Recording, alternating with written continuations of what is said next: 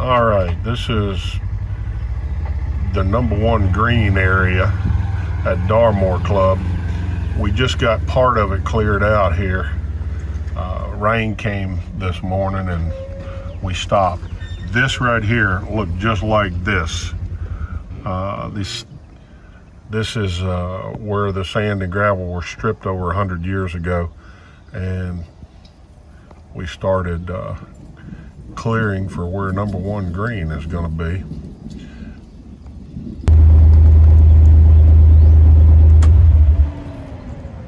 This is 17, our road hole. Pretty darn similar to the famous road hole. We're a little different angle than they are. Our green is different than theirs, but a lot of similarities here. Really, really good hole. 460-yard dogleg right, par 5. Par 4, I meant. Sorry. I knew better. All right. This is the 16th hole. Our cardinal hole. 6 or 7 cross bunkers right here. Probably 40, 50 yards worth of bunkers right here into the 16th green. 610-yard par 5, dogleg right. Going to be a fantastic hole right here. Closing holes at Darmore are going to be exceptional. In fact, you better get your birdies on the front nine, because the back nine is going to be all you can handle. Be the right club. Be the right club today. Yes!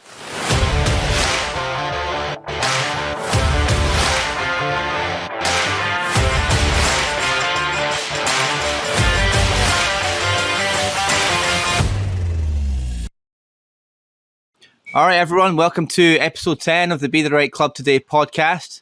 We're delighted to have professional golfer and caddy Sandy Armour join us today. Sandy, how you doing? I'm well. How are you? I am doing great. And Hal, how are you doing? I'm good, Jamie. So Sandy's been a good friend for a long time, and I'm happy to have you on here, Sandy. Oh, thanks, Hal. You're a good friend, too, and I really enjoyed caddying for you, probably more than any of the others. Well, you had to say that since we're on the podcast right now. But anyway, we go back a long ways. Your brother and I qualified for the tour, the same place, the same year. So I've known you and your brother for a very long time, and having you on here today is fun because I want you to tell people about your grandfather first of all. Tell them who he is. They may not put the connection together, so help them. My grandfather's name was Tommy Armour. The Silver Scot was his nickname, from Scotland. He World War I veteran. A lot of people that have heard of him they didn't know that he played golf with one eye. He was blind in World War I. He won 3 majors. He won the PGA, the Open Championship, and the U.S. Open. And some tough courses. He won at Carnoustie, and he won at Oakmont. And he won like 27 other events. Canadian Open a couple of times. Running buddies with Babe Ruth and Walter Hagen and those gentlemen of that era. And hell of a golfer. Yeah. Yes, he was. You and your brother, too. Yeah, I didn't really get to know. Well, thank you. Trying to catch up with you is what we were doing. Well, so you were about to say you didn't really get to know him. Well, my dad was a doctor in the Air Force. Right. And we were stationed in Madrid. Grandfather, he got sick in the late 60s. I was born in 1960. And so I was only around him a handful of times. he was on the West Coast, and we were on the West Coast moving to Las Vegas from Spain, and he was in Boca in New York. And then he got sick and never saw him after that. He passed away in late 60s. But he taught my mom how to play, and my dad. They were both fine golfers, 2-3 handicaps, club champions, but Grandma told me some bunch of stories about he and Babe Ruth like to run together, Yeah. golf, and maybe have an adult beverage in the evening. Oh, they wouldn't do that, would they? I see that smile. Probably more. Probably more than one or two. So you're in Then he went on to Birmingham. So go ahead. You're in Birmingham for the first major this year for the Champions Tour. That's correct. Yeah, that's correct. So golf course is in good shape, you said, and you're caddying for Michael Allen this week, and y'all are ready to win, right? Well, let's start with play well. He's not feeling that well. He's got a chest cold, and well, he's a good player. He's capable. We did a lot of. He's capable. He drives it well. He starts holes well. He drives it really good. Good iron player. Hits a lot of greens, and it's 4 days of walking, which might be challenging for a guy with a chest cold. I think Michael's 63 now, but a great guy, and we'll have a fun walk for sure. Jamie, you got some questions you want to ask Sandy? Yes, Andy. So you spent some time in the mini tours. What was that experience like for you? It's mini tours, state opens. It's tough. It's a tough way to make a living. You're trying to make enough money to get your entry fee and for the next tournament. Not always on the best conditioned courses, but you develop some lifelong friends like John Daly and Tom Lehman, and guys that didn't just jump onto the tour first try and stay there. It was tough traveling by car, getting out of your car, and some guys had to sleep in their cars, not play well for a couple of weeks, and don't have a big sponsor. It was, you're eating rice and beans. What was traveling like with John Daly? About like you would imagine.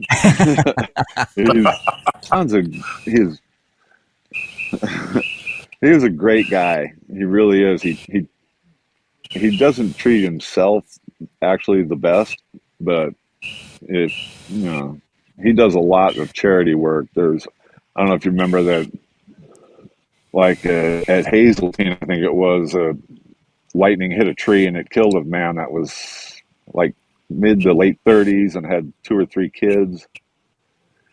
John never met the guy, and he formed a charity golf tournament for a couple of years to put those kids through school. Yeah. Talk about yours and Tommy's relationship. Oh, it's just the two of us, and we've always been close. We were on the same little league team. I was a pitcher and he was a catcher, and we grew up in Las Vegas and on the desert which was a good golf course. They used to have the Tournament of Champions there before it went to La Costa. And, we could walk out the back gate and play golf after school or baseball or football. We were always very close. And then when you two got your tour cards, I wanted to play too. So I asked Tommy, I said, I'd like to come caddy for you and see what's going on, see how these guys play and what I need to work on. And that's 1982. I went out. First tournament I caddied for Tommy was in Memphis, at Colonial, and that's when I really met the famous Freddie Burns. And he and I have been dear friends, and we're still traveling together today. We share a room almost every week, and it's just life. Life in the golf world has been very nice to Sandy Armour. I got to say that. Well, it's been very good to a lot of us, and the three of us on this podcast has been very good to us, and that's why we continue to do things. That's why Jamie and I do this podcast, is so that people can meet personalities like you and know a little bit about your life and what you do. And you know, we've had ups and downs. Every golfer in the world has had ups and downs, and everybody on this podcast right now, we've all had both of those. And, I hope this week is one of those ups for you and Michael. And Freddie, I miss him. He and I spent many, many years together. And he was on the podcast one other time before, and everybody loved it when he was on. And, I like doing things like this with you and Freddie because y'all have an insight that most people don't have the opportunity to have. You got a bird's eye view of what's going on with some of the best players in the world. And share some of those stories with everybody, things that stand out in your memory. No, it's by far the best seat in the house. And seeing golfers the best golfers in the world and they're under pressure and how they handle it. And it's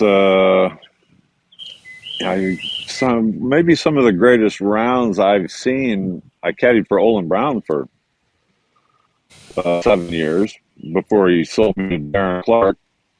And I think it was for a bottle of red or maybe a burrito. I'm not sure. But caddying for Olin Brown at Carnoustie and watching him shoot 66 was in the Senior Open Championship.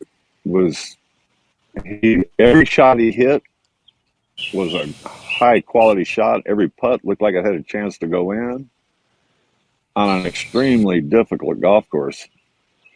That round, as far as me caddying for somebody, was one of them for sure. And it happened to be where my grandfather won the Open Championship. Caddying for my brother on the regular tour for 17 years or whatever it was. Had some really good rounds. One, he finished third at Congressional. Anthony Kim shot 65 or something on Sunday and won the tournament. But my grandfather was a pro at Congressional, so it had some meaning there. And Tommy played exceptionally well. I think he only missed like fairways all week, hit numerous greens, and that was a lot of fun too. Then watching some great players. A couple of weeks ago in Palm Springs, I'm caddying for Matt Gogol, and we played with Retief Goosen on Sunday, and he was 9 under after 12 holes.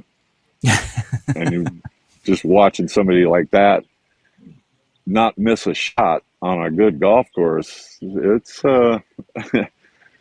you get an idea how good these guys really are. And sometimes you run into somebody and says, "Hey, I've been in business my whole life, and I'm 48, and I think I'm going to give the Champions Tour a try." And that's it's these guys are still really, really good. It's just maybe challenged by length a little bit, but other than that, when they come down the stretch, the chance to win, they rarely ever make bogeys. They make pars and birdies, and it's a treat. I spent yesterday afternoon with Michael Chipping, and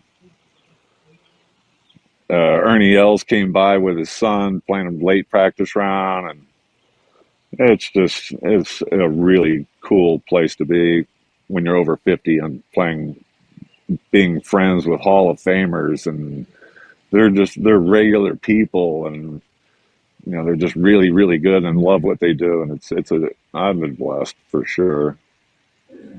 For you, Sandy, who was your kind of first full-time player you had, you were caddying for?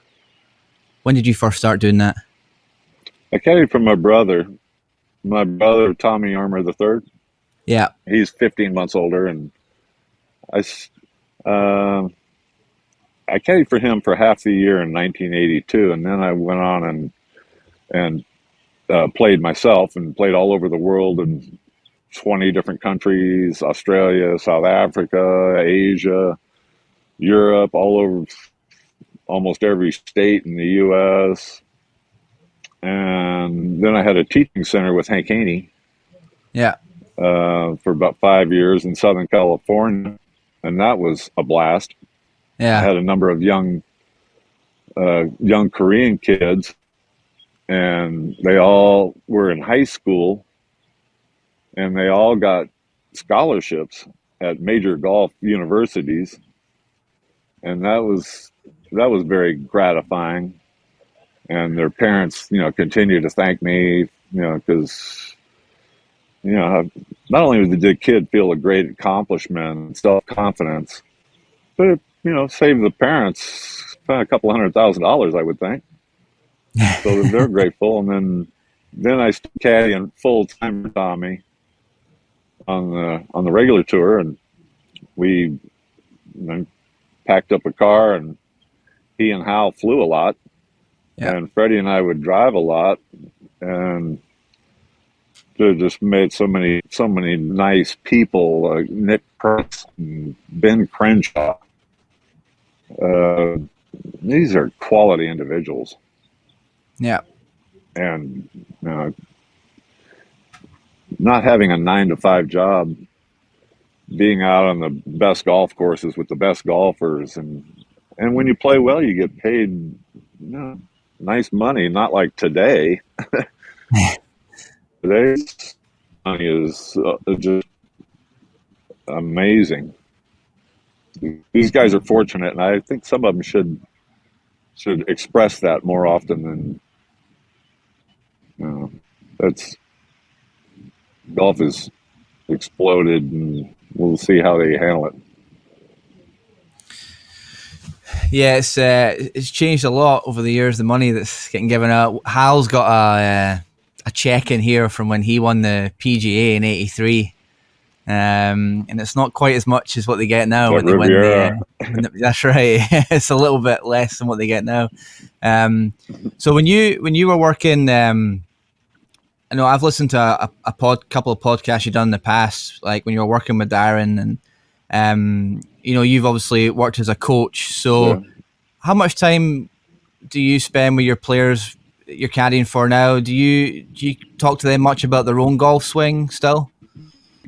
Oh yeah, Michael and I were working on the chipping yesterday. Yeah, and Darren is probably one of the top 10 talented golfers from tee to green that I've ever watched or witnessed, let alone caddy for 2 years. We won 3 tournaments and finished third at Sunningdale, finished third at the Schwab Cup. Delightful guy. He's got that Cheshire cat grin. And the accent doesn't help. It doesn't hurt. It's just again, to have met some of these guys and be able to work with them and make a living. And then the teaching part with Darren was, he asked me to caddy for him because of being able to help him and tell him what his swing was doing. And when I started, he was using the launch monitor. And he was trying to hit it as far as he could with as much carry, and his swing path was a bit into, out, and up, like a lot of the teachers teach. to hit at maximum distance, but his irons suffered because that swing path was not the most accurate for irons. And right away, we won the second tournament, getting to swing a little bit more on plane. I watched the 2011 Open Championship that he won at Royal St. George, and I noticed that he was always very similar to Hal. He was on top of the ball. He covered it. He flighted the ball. To Darren, I called it links golf. I said, Darren, you're a links guy. You're not a high flying ball guy. You're not a Nicklaus or a Tiger. You drive the ball well. And the second tournament we won, and he hadn't won a tournament since Royal St. George 10 years earlier. And then we won the next tournament in Hualalai at the Tournament of Champions in a windy condition on Hawaii.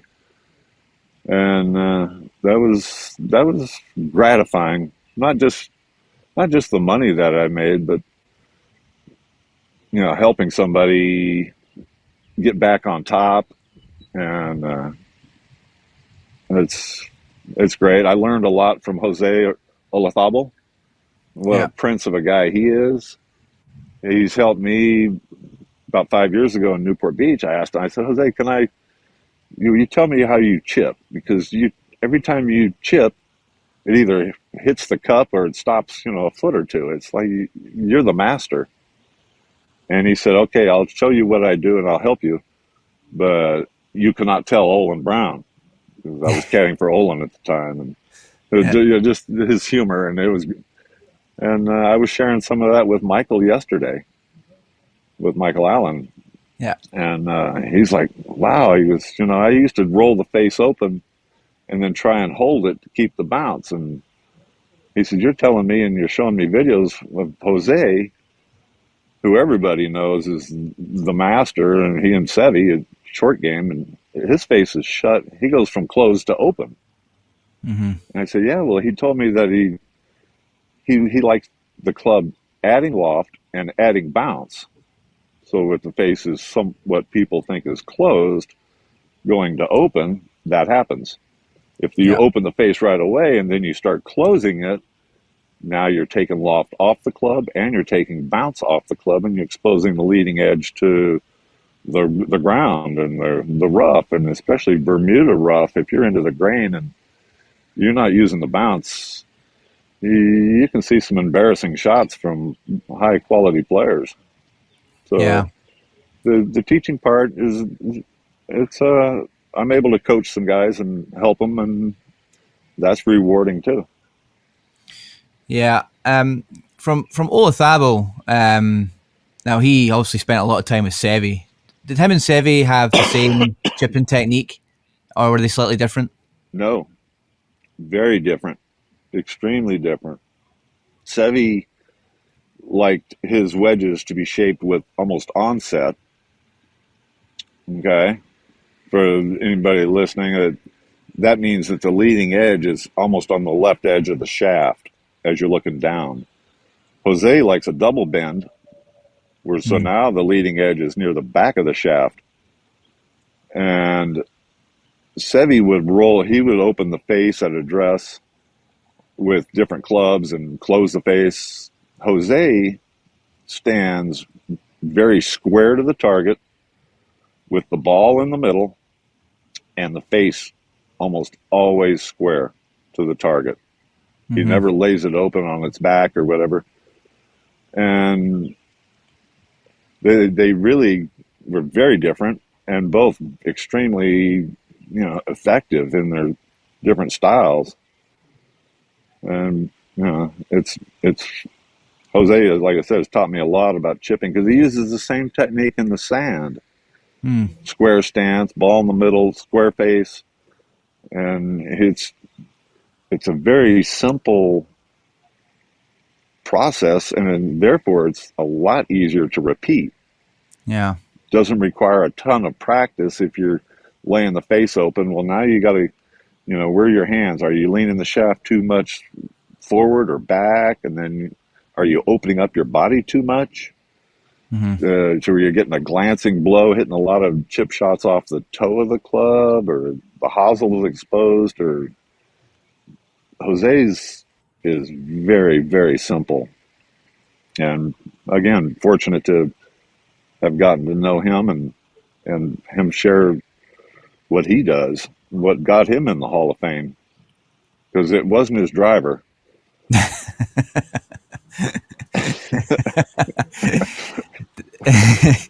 Now, you mentioned that Darren Clarke was one of the best players tee to green that you'd seen. What about his technique or his mindset made him that? Learning to hit the ball in tough, windy conditions. I'm sorry, I was just watching Vijay Singh go for the green here on 18 in the Pro-Am. But growing up in Northern Ireland on those courses with that weather condition, you either learn to hit the ball solid repeatedly and control the flight, or you quit playing golf. Yeah. And get a job. And so striking, if you study guys in the Hall of Fame, that's what I like to do. You can tell that there's certain things that are not absolute fundamentals, because there's, like, Jose, his grip is considered maybe 20, let's call it 20 degrees weak. And then there's other guys that are 30 degrees strong. So that's not having a perfect grip is not part of the equation to get in the Hall of Fame. Aiming left, Fred Couples, Trevino, some of those guys aim quite a bit left. And Kenny Perry aims 30 yards left of the target, but he hits a high hook. If you tried to teach that to somebody, they might suggest you get a psychiatrist. It's studying what they do is they all strike the ball and then the ground repeatedly. And they found something that they can repeat under pressure and it'll hold up. Other players you've seen in the past, like guys like Martin Keimer just comes to mind. Major champion. I'm going to change my swing. I want to do something different. I want to maybe try and hit high draws for Augusta. And then, well, you haven't seen much of Martin Keimer after that.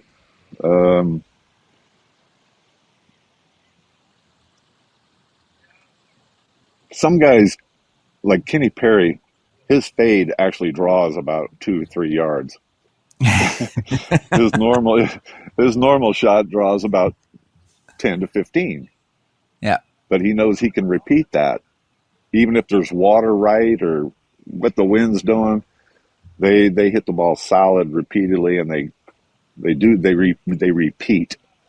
And I talked with Hal, I caddied for him for about a year on this Champions Tour. And there's some guys have a speed limit.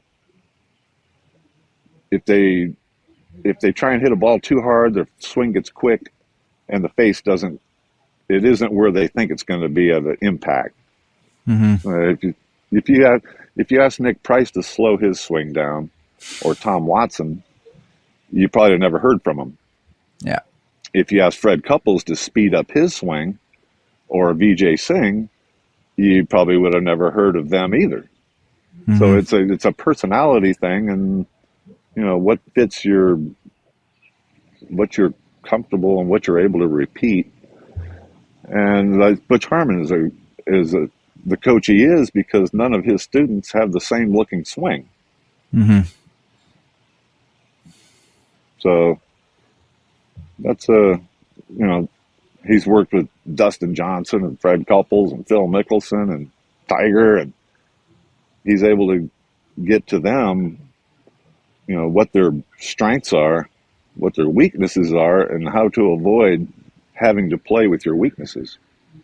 Just stay with your strengths and, be confident, because a couple of bad shots and your confidence, your confidence bag gets a hole in it. Yeah. And then golf can get really, really, really difficult. How was your game? Not that great. I was mostly a club pro the last 10 or so years. I tried a little bit of mini tour stuff, but you find out pretty quickly when you go to mini tours whether you should get a real job or not. Right. And I got a rude awakening. But I've been in Houston here now 10 years. I miss Scotland a little bit. I miss the golf over there. I miss links golf. Right.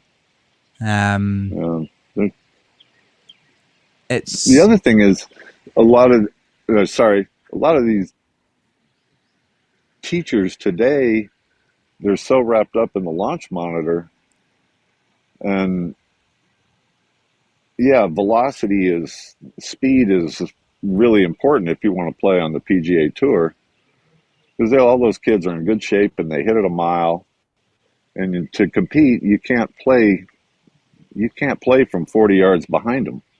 No, because they're hitting wedges. When you're hitting 7-irons, you might get them a hole here and there, but over the course of 4 days, they're going to hit it closer to the hole, and then they're going to make a couple more putts, and yeah, that's it.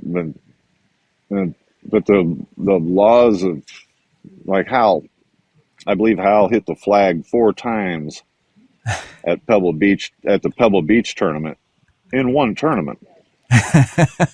And I believe Freddie told me he ripped the flag out of the hole with a 1-iron. And having seen Hal hit thousands and thousands of shots, I know that to be true. Yeah. That's, and anybody that's listening to Hal Sutton about how to hit a golf ball, they're in good hands. Yeah. It was funny. I was in the academy here a couple of weeks ago, or maybe a month ago now, and Hal doesn't really play too much anymore. He's got his injuries and whatnot, but he was teaching in the academy, and then his student left, and we were indoors. So all of a sudden, I hear this like thud. I'm like, someone's hitting balls in here, but there's no one else in here apart from Hal. And I poke my head around the corner, and Hal's hitting some 7-irons. He's got this like 7-iron blade that I wouldn't dream of hitting, and he hadn't played that. He hadn't played that much, and he was striking it so good. And every shot was just. Now he was hitting like a 5-yard pull, and to him he was disgusted. He was like, I just can't get it straight. But every shot he hit was just like the same trajectory and had like hardly any curve and just a slight pull. And I'm just watching this like, man, that's unbelievable. For a guy that doesn't really play much anymore, he picked out that 7-iron and just started striping one after the other. And I was like, yeah, he's pretty good. Yeah. For some of them, it's like riding a bike. Others, not so much. It was impressive to watch. But back to your distance comment there, I heard a story from you in a podcast in the past about, I think it was when Darren won an event and you met Montgomery outside Colin Montgomery outside a hotel or something like that, and Montgomery was commenting how he was going to find it hard to beat Darren just because of the distance, right? Yeah, that was in Hawaii at Hualalai at the Tournament of Champions. We played a practice round with Paul Broadhurst and Colin. Yeah, and Darren was firing on all cylinders, and he's hitting it 40, 50 yards past Colin and Broadhurst, and in the middle of the fairway. And a lot of irons. He'd hit the iron, and the flag would be ducking. And after the round, Darren went back to his room, and I was standing outside the clubhouse waiting for the shuttle. And Colin was there, and he goes, I don't know how I could beat him, let alone, he's hitting wedges, and I'm hitting 7s and 6-irons. And he's hitting his wedges close too, and he's putting well, and he's short. He's chipping it, when he does miss a shot. And that length it's a huge advantage, and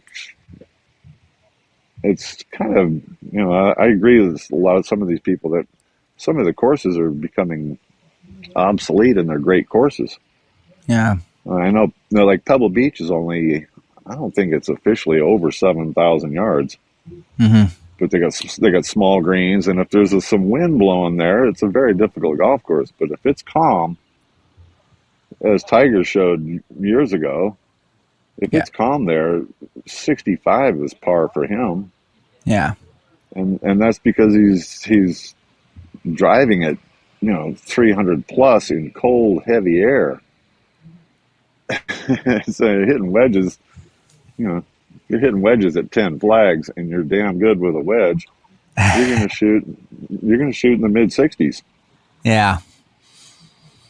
Who's the longest out in the Champions Tour right now? Harrington's got to be up there, right? Harrington, Ernie Els. Retief Goosen still hits it very long. Vijay Singh, if you're built like Vijay and Ernie, you're going to hit it long for many years. Yeah. They're big boys. They look like they could be a tight end or played tight end in the NFL. They're 6'4", 6'5", and they're easy. I mean, Ernie swings so smooth, but he's got such a big arc. Yeah. He hits the ball, and the ball just takes off. And Brant Jobe, who's injured, he hits it a long ways. Yeah. Let's see. Darren's right there with those boys. Maybe a step behind Ernie and Retief. Yeah. But then you look at David Toms, who's he's won a couple of times, and I hope he's okay. They took him to the hospital this morning in an ambulance. Oh. David Toms, he was not feeling good, and it was quite pale. And I told Hal before the show, I sure hope he's okay, because he's a really wonderful guy from Louisiana, also from Hal's state. Yeah. But he doesn't hit it that far. Yeah. But I call him very tighty, because he hits a lot of fairways, hits a lot of greens, chips well, and putts well. Yeah. And he doesn't make many mistakes. And still has, like these guys, Ernie Els, I'm sure he's got a pretty good sized bank account. flies private wherever he goes. But last night he's out playing a late practice round at 6:00 in the evening. Yeah. They just love to compete and get better and learn more about the course they're playing this week. And it's these guys still have a burning passion. Jose is playing very poor golf from what he says, and his scores don't show it. But he's on the range in the morning, goes out and plays, and he's on the range in the afternoon working on it. And he's in the hall.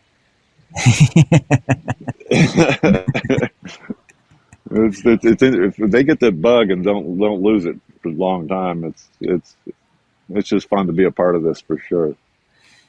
Yeah, Hal and I talk a little bit about that with like the likes of Bernard Langer and whatnot. It's amazing how that desire to improve is with guys like that their whole life. How about Stephen Alker? Yeah, I mean, he's speaking of mini tours and state opens, and he persisted, and he turns 50 and he comes out here, and he's done some amazing things, and what a nice guy. Yeah. I'm happy for him.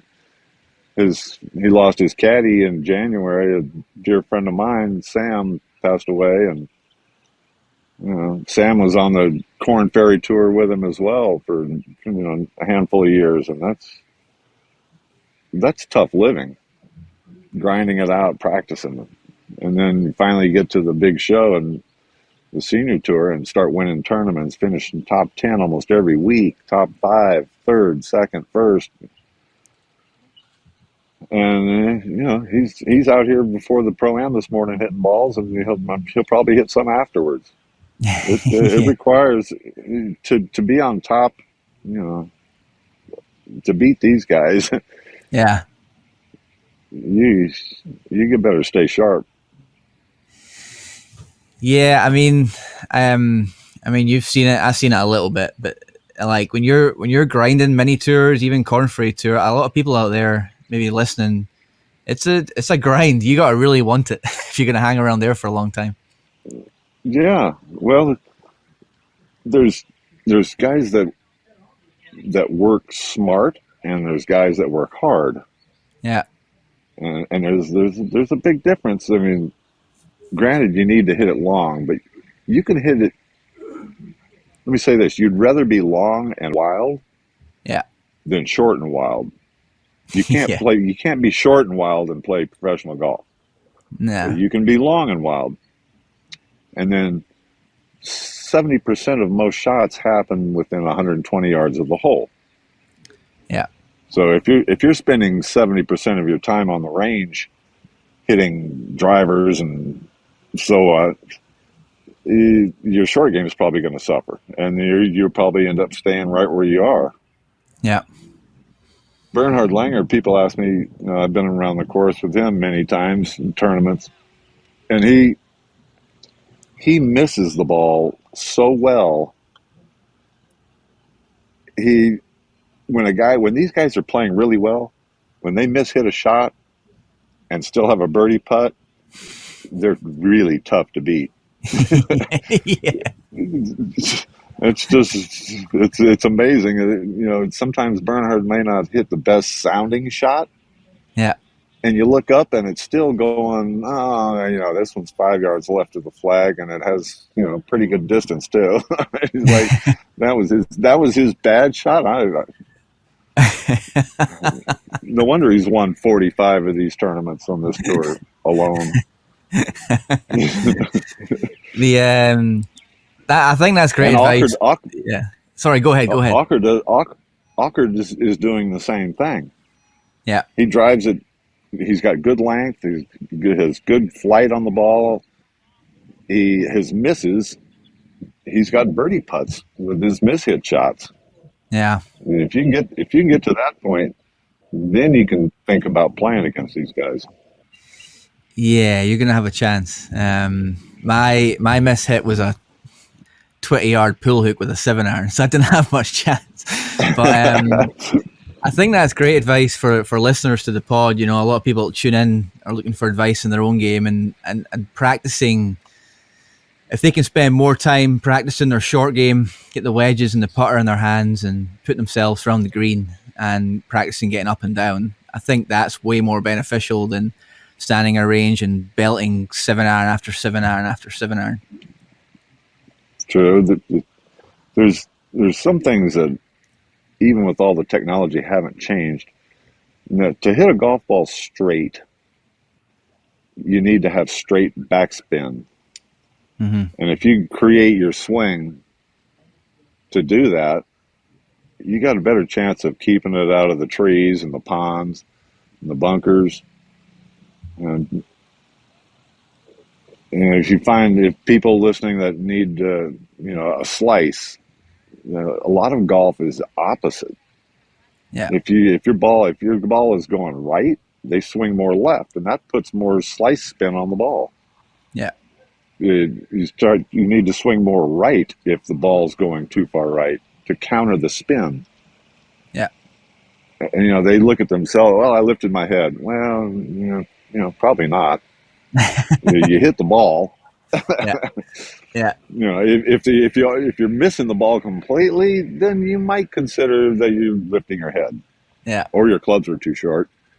Well, Sandy, I really appreciate you joining us today. I think Hal had some technical difficulties there, so he dropped out there. But it was a pleasure to meet you and chat with you. And I'd love to get you back on maybe later in the year for you and Hal to reminisce about some old stories. But thanks again, Sandy, and good luck this week. Thank you so much, and I enjoyed chatting with you. And anytime you want to continue, Hal's got my number, and you can get it from him or when he gets a decent phone or whatever he was on. We'll But see I if we love Hal, can. and thank you much for a wonderful chat. All right. Well, thanks, Sandy. Best luck this week, and good luck the rest of the year. And we'll talk again soon. Thanks. Now. All right, thank you. Have a good afternoon. See ya.